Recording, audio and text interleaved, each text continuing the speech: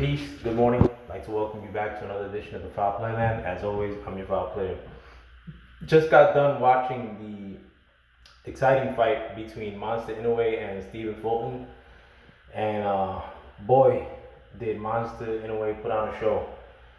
Stephen Fulton got his ass whooped. I mean, I listened to a little bit of echo chamber in regards to my boxing channels. I don't listen to many different ones, if you will. But I thought that this fight would be a lot closer. In fact, I thought that Stephen Fulton may pull off the win. But in spite of the fact that it was in Japan, I thought that maybe he would get the decision by schooling anyway. But we didn't get any of that. I mean, in fact, I witnessed Stephen Fulton not even winning a 30-second segment in this fight, a 10-second segment in this fight. Every time Stephen Fulton got a semblance of offense off, Monster Inoue responded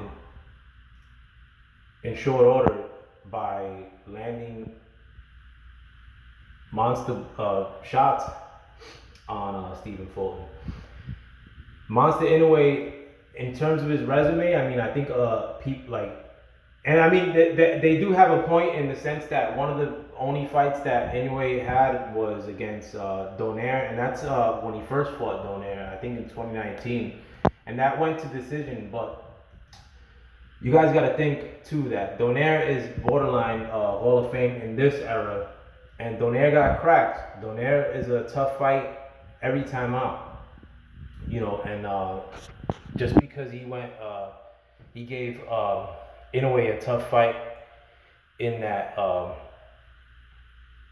first fight that they had, doesn't mean that Inoue isn't a special talent. Inoue is a really special talent, especially after tonight. It can't be debated anymore. Like he's pound for pound number 2, scratching at number 1. Pretty soon, because he's 30 years old, where Bud Crawford, I believe, is 35, if I'm not mistaken. And Inoue has a very pleasing style in the sense that it's high offense. Every time that, I mean, and I thought that Stephen Fulton would give him more fits in the sense that he was significantly bigger.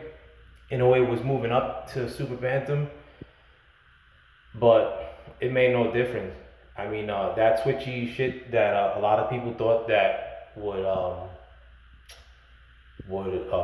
enchant or confuse Inoue had zero effect. I mean, and one thing too that I will say is that Stephen Fulton, even though he is a really good fighter, he's won all his fights in the same fashion, which was prodding from the outside and, I mean, coasting to a win. I never saw him have to like really get gritty. Even when he fought Figueroa, you know, a hard puncher, you know, he didn't really have to go for the gusto or like really dig down deep for that fight or any other fight that I've seen of his. You know, it's basically working from the outside or prodding with his jab and then coasting to a victory, like kind of in that same fashion. But early on, he knew he couldn't do that.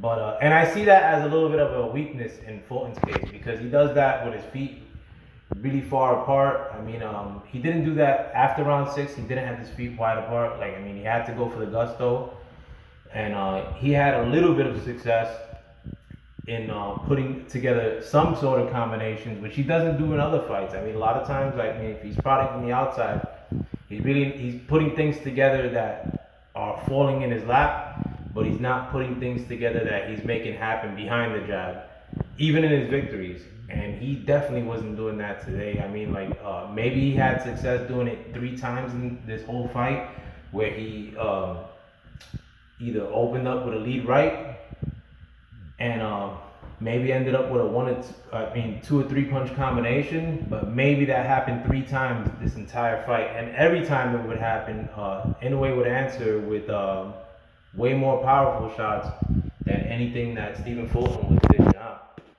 But Inoue is a really good fighter. I mean, he's one of the only fighters that works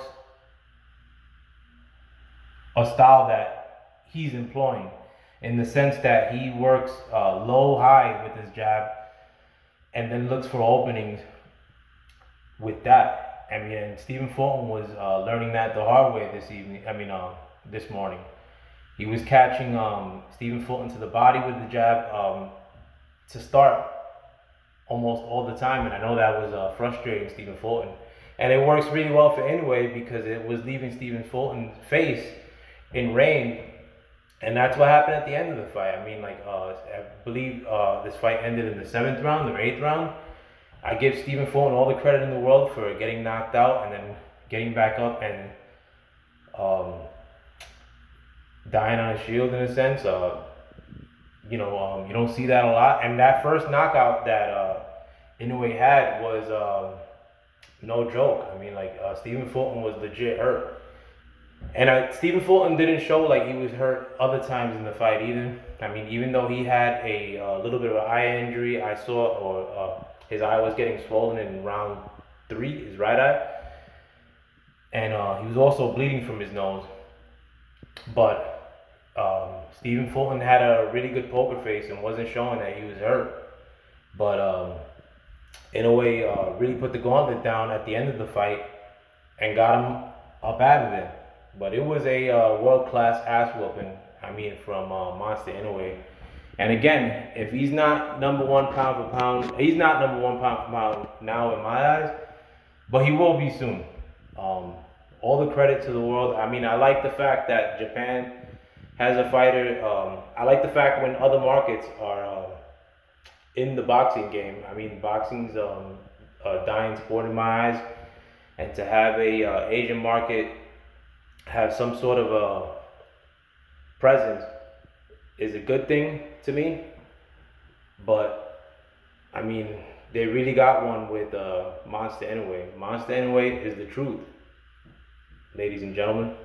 It can't be debated any longer. I mean, looking for other things to say about this fight to make sure I don't forget. But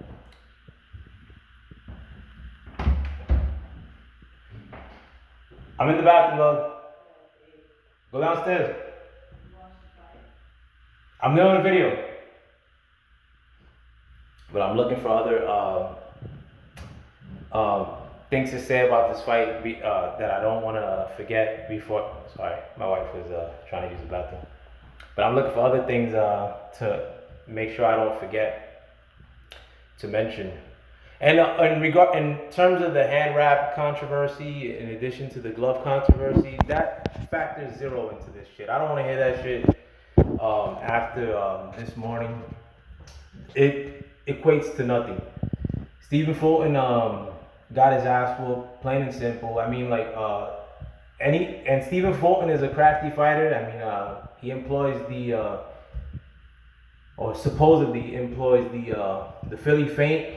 I mean, I saw it one time in this fight, didn't work for shit.